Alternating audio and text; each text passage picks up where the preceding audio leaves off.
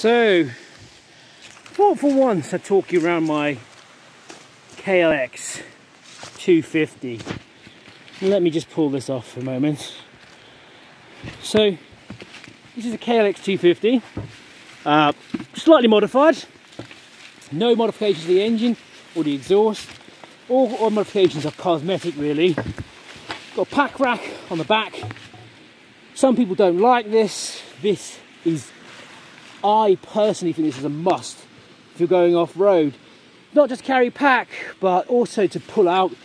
You've got a very, very hot exhaust here, and it gets extremely hot if you're trying to pull something out of a ditch. Look at the clearance you've got with your fingers here. Look at that. There's nothing at all. It's really hot. Even now, this bike's been off for the last 25 minutes. It's still really hot. So, this is this very standard motorcycle, off-road motorcycle for Thailand. So, most people who ride off-road ride a CRF 250, which is a Honda, or a KLX 250. Most recently, the KLX has changed to a 230. To be absolutely honest, I cannot explain why that has happened. I'm not really certain why they would go down another 20cc. The bike is only around about 20 horsepower anyway, so maybe some new regulations, not sure why.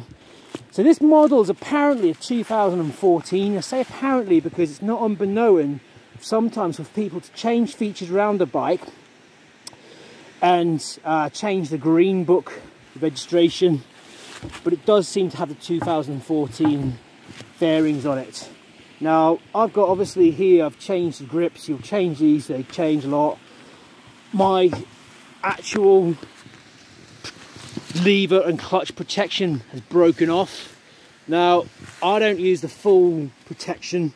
One of the reasons being is I found that has actually caused more damage to my brake and clutch lever than just having slight protection. So when it's broken off, it's actually jammed in there. So my clutch is pinned back. I've got to yank it all back. It slips back. It pins the clutch back. It really, really fucks me up in terms of driving. So I've got a stock chain and stock sprocket.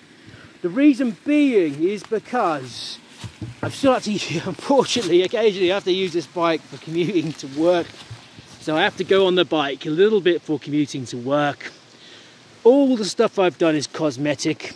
Stuck quite a few stickers. Reason being, a lot of people are against stickers. However, the thing is, my bike gets scratched up, it gets dirty, it gets dropped, it gets very muddy. Stickers are only a few quid, really, ultimately. You know, so they're not that bad. Just to slap on there, a bit of cosmetic, make it look a little bit more nicer. I'm not overly keen on trying to make things nice and pretty. Just the way things go, really. Just make it look modest, appealing on the driveway. By the way, you can leave your bikes on the driveway here in Thailand. People will not steal them automatically like they do in the UK. So, things about this bike. Fuel injection. So the fuel pump in there starts up, should start up every time you knock it on. You can usually hear it come on. Let me just get in here. Must get another key cover. So I don't know if you heard that, but you can hear the fuel injection. Yeah, hear it coming on. That's fuel injection coming. That doesn't come on. Restart the bike. It hasn't come on yet. Reason being, if you're like in a hill start, sometimes when you come off this bike, obviously you're going to have to restart it. You could be in quite a difficult position. If you don't hear that come on, it means the fuel pump's not switched on yet, and you won't be able to start it. It's a common problem actually I've encountered with this. So I've changed the handlebars. They're not as straight as they probably should be or could be. I did that as a cosmetic reasons, really. I've got retractable mirrors. These mirrors are okay. They're all right. They're a little bit on the useless side on the highway, but they're better than nothing, and they're better than those stupid stock mirrors that you get with this bike. They are very, very ugly. horrible, and you'll just smash them when you come off. They'll break immediately, and you will come off this. This is for an off-road bike. This is meant to go off-road. Part of coming off-road is about falling off. I've also shrunk these here, these indicators. Reason being is, look what happens. Come round to the back, see this here. These smash like the nobody's business. They're a piece of shit, really. They will smash. So I'm not a big fan of also non-stock exhausts. I'm out here in the Thai countryside, and I go past a lot of working villages. Like, this place is in the middle of nowhere, but you can see there's man-made structures here. Someone's built a little shack thing there. The man-made structures over there. I passed a guy earlier on and collecting bananas. In fact, there's some bananas over there actually. Might go and grab some later. So I don't want to be tearing through people's villages and Sunday morning causing all kinds of panic and alarm.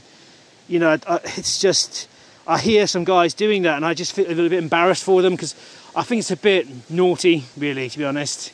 I think it's a bit rich to expect that you can be a hooligan at 6 o'clock in Sunday morning through someone's village on a fucking straight out exhaust.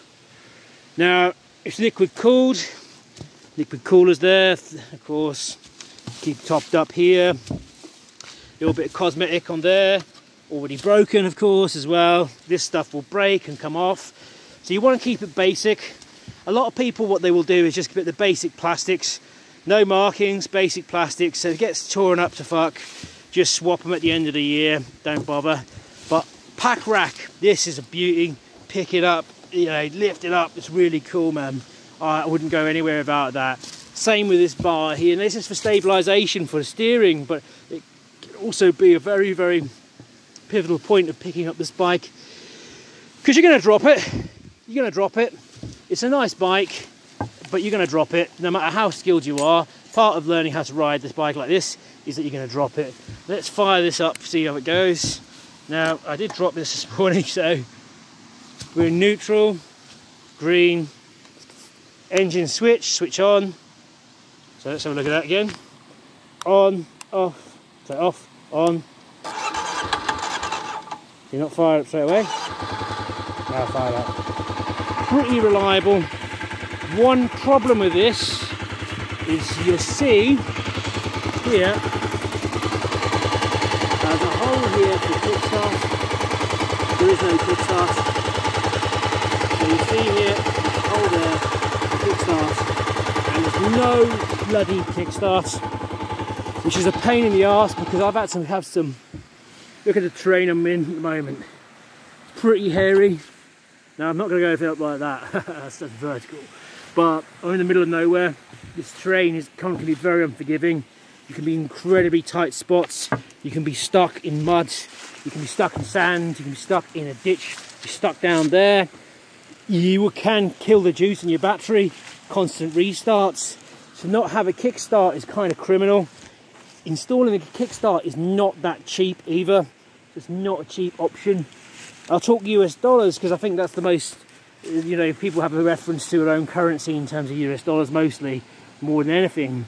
And it's probably about 200 to 300 US dollars for a kickstart, which is something you get on a bloody Honda Wave for free. So Honda Wave, which of course is the basic go-to bike everyone has in Thailand. Every single human being in Thailand has a Honda Wave. You can pick up one for about $400, has a kickstart, and this costs bloody 10 times the price and doesn't have a kickstart. Of course, I've got a little bit of shielding here for this mud. I'm not overly fussy about cosmetic. You can see it's just broken recently. Mentioned that before. I'm not overly fussy about cosmetic stuff really. Just that I can keep it clean. Alright, and that's my KLX 250. The bike of Thailand, perhaps, you might say.